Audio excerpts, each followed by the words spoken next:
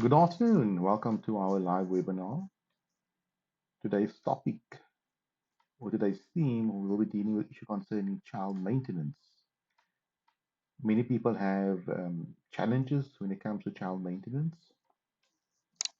either in the form of claiming child maintenance for their child, or on the other side, having to pay child maintenance. They do not know whether or not the amount claimed is fair, or they cannot afford it, and they would like the court, obviously, to make a fair decision. And at the same time, there could be other challenges regarding child maintenance, which we will not be dealing with today, is non-compliance with child maintenance orders. Those are also very challenging things that the maintenance court will have to deal with because it's a criminal offense to not comply with the maintenance order, and you can go to jail for not paying child maintenance in terms of a court order. Nonetheless, today's topic, the four basic questions to all child maintenance matters. The reason why I chose this topic is that many people do not understand the fundamental principles applicable to child maintenance matters. People have, for example, these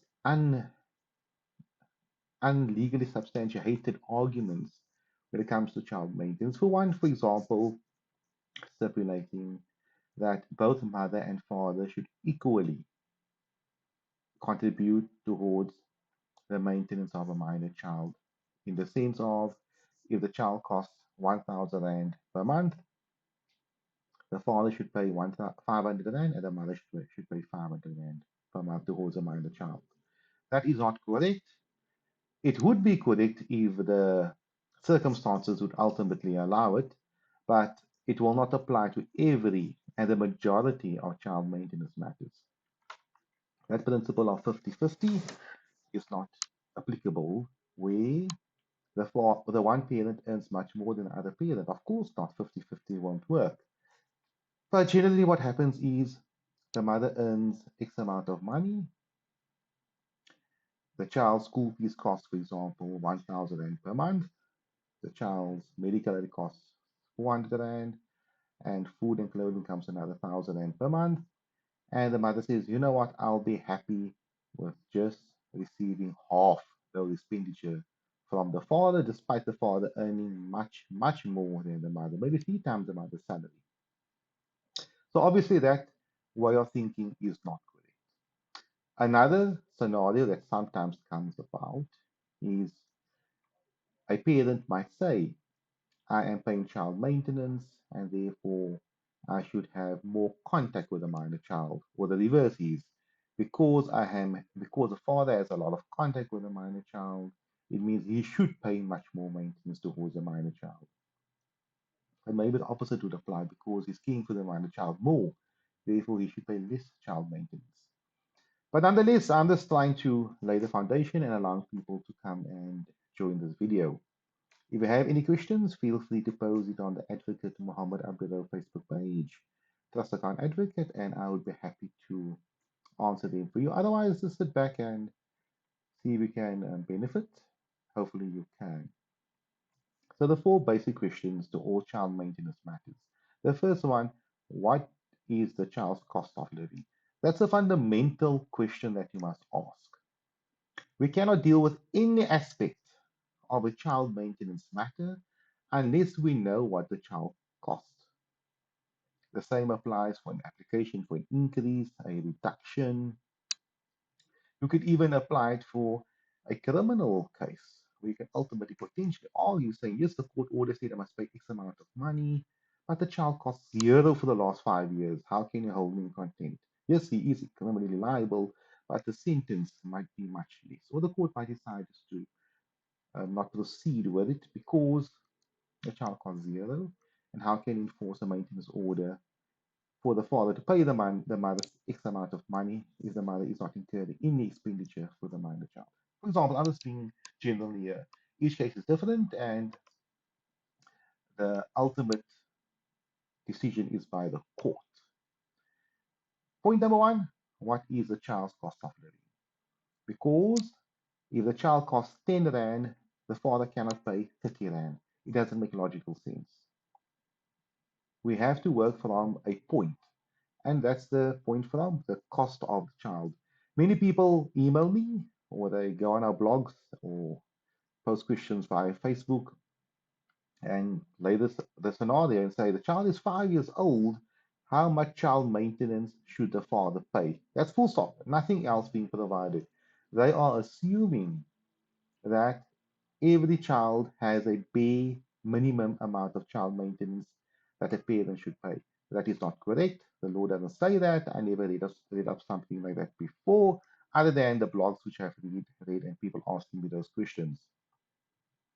If a child in one scenario costs 10,000 Rand per month, it's possible that a child in a different scenario might cost 50,000 Rand per month.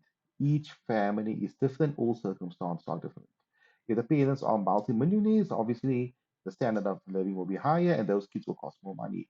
If the people are modest people, very modest, I'm not comparing anyone, but modest, then obviously the amount of maintenance to be paid will be modest. If the father only earns 5,000 Rand per month or less, and the mother earns 2,000 Rand per month or less, or maybe more, maybe 7,000 Rand per month or less, the maintenance applicable cannot be, it's impossible to be 10,000 Rand.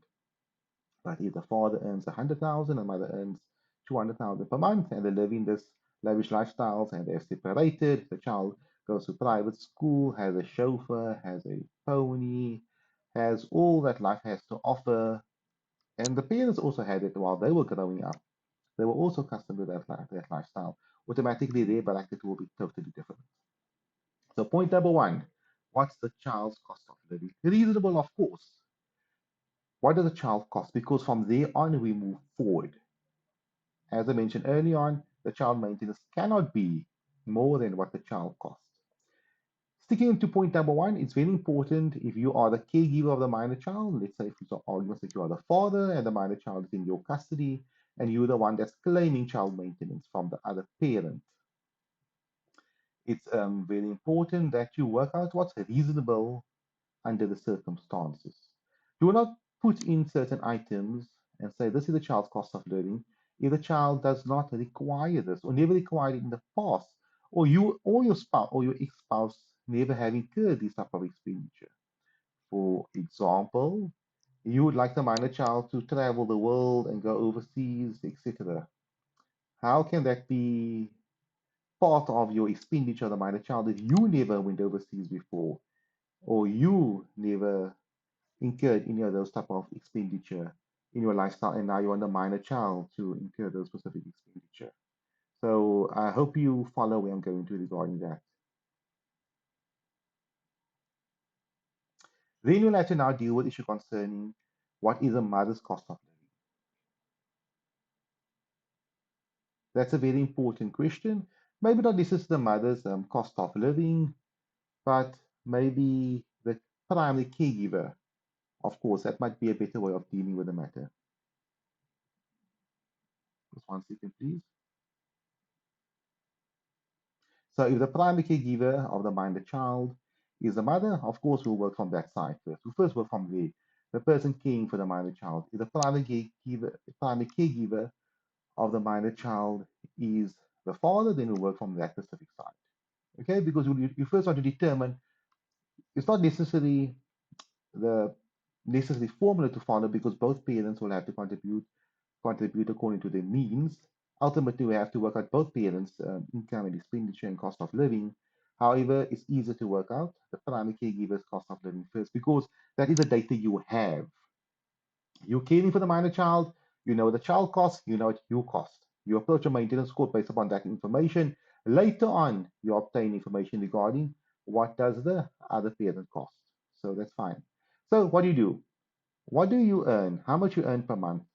Is it based upon rental income? Is it a salary which you are earning? And so on. Because the reason I'm saying so is your contribution to the one towards a minor child will be based upon how much you can afford. So if the minor child costs 1,000 Rand per month and you're only earning 900 Rand per month, clearly you cannot contribute much towards a minor child. But at the same time, I also need to look at your expenditure. That's why when I pose question number two, I say, what is a mother's cost of living and means. So means can either mean income, your salary, and so on, or it can entail something else, for example, wealth which you have. So you have a lot of property, or you own a car, or you own beautiful things in your cupboard, jewelry. Those are all means which you have, not necessarily income. So that's something else which you have to obviously look at. So if a person comes to me and he says, Advocate, I cannot afford to pay child maintenance because I no longer have a salary, I have been retrenched, answer the question, sir, do you own assets? Yes, sir, I own a house. It might be bonded, but I own a house and it's worth something. Okay, there is means. You can sell your house. I own a car. I have investments and so on. So those are all means. So we look at the primary caregiver, the mother, we look at her income, her means, and we look at her expenditure as well. And based upon that, because the mother obviously has to feed herself as well, she has to buy clothing for herself to go to work and so on. And then we come to a certain amount of money available at the end of the month to contribute towards caring for the minor child.